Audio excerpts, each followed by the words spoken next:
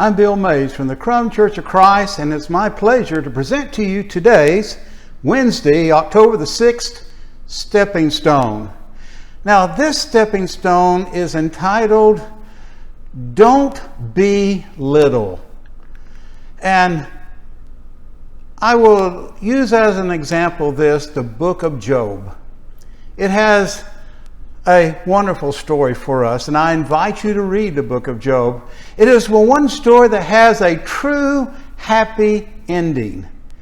In Job 42:10, the Lord restored the fortunes of Job when he prayed for his friends, and the Lord increased all that Job had twofold.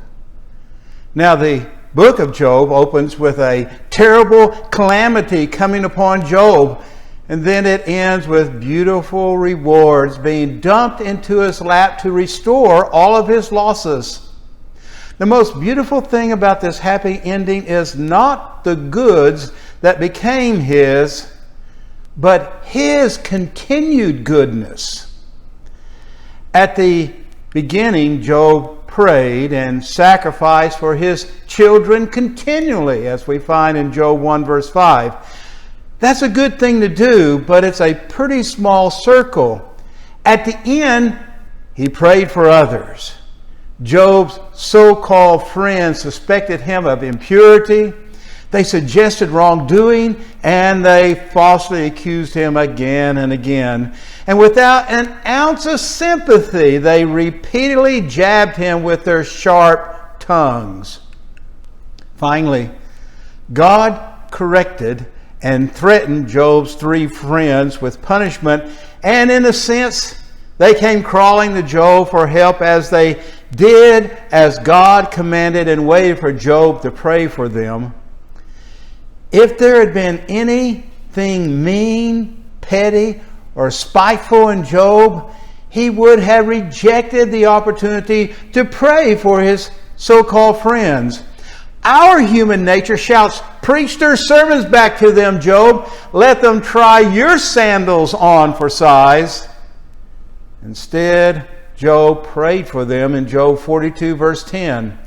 You and I are taught in Matthew 5 verse 44, "But I say to you, love your enemies and pray for those who persecute you."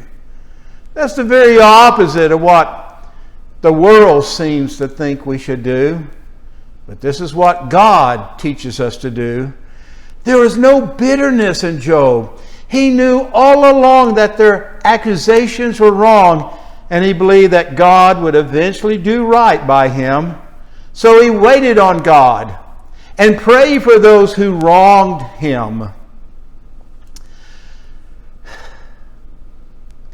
The Republican President Abraham Lincoln has always seemed to have a special place in the heart of America. Why? Because he was too big for malice. Our nation will never forget the words of his second inaugural speech. With malice towards none, with charity towards all.